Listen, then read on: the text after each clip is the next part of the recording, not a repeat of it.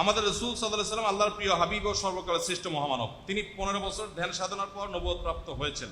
তাহলে আমাদের ধর্মে বাহ্যিক জ্ঞানের পাশাপাশি আধ্যাত্মিক জ্ঞানের গুরুত্ব কতটুকু, আর তা কিভাবে প্রসার করা যায়? একই ভাই যেহেতু দুইটা প্রশ্ন করেছেন এবং এই প্রশ্নেরও হাবভাব দেখে বোঝা যাচ্ছে যে ভাই কোনোভাবে হয়তোবা সেরকম কোনো ধ্যান ধারণা দ্বারা প্রভাবিত। আমি তার প্রতি শ্রদ্ধা রেখেই বলছি, নবী করিম সাল্লাল্লাহু আলাইহি সাল্লাম 15 বছর গারে হেরাতে গিয়ে বা একটা দীর্ঘ মেয়াদ গারে হেরাতে গিয়ে নবী হওয়ার আগে তিনি যে গারে হেরাতে গিয়ে আল্লাহর কাছে দোয়া করতেন এবং ইবাদত বন্দেগী করতেন, সেটা হলো ওহী আসার আগ পর্যন্ত। তার কাছে ওহী আসার যেদিন তার কাছে জিবরিল ওহী নিয়ে এসেছেন তারপর তিনি আর ওখানে যান নাই।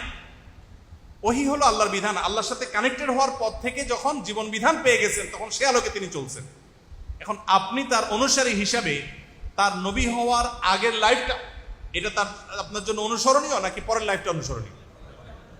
তিনি নবী হয়েছেন মানে আল্লাহর মেসেঞ্জার হয়েছেন, আল্লাহর বার্তাগুলো যখন পৌঁছে দিয়েছেন আপনি সেগুলো আমল করবেন।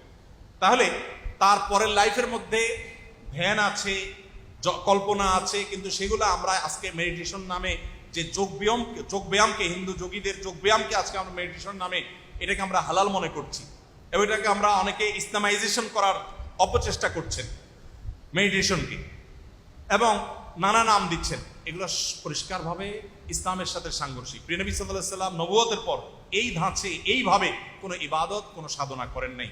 তার ইবাদত সাধনা ছিল আল্লাহর নির্দেশে পথে চলা, হারাম থেকে বেঁচে থাকার সংগ্রাম করা।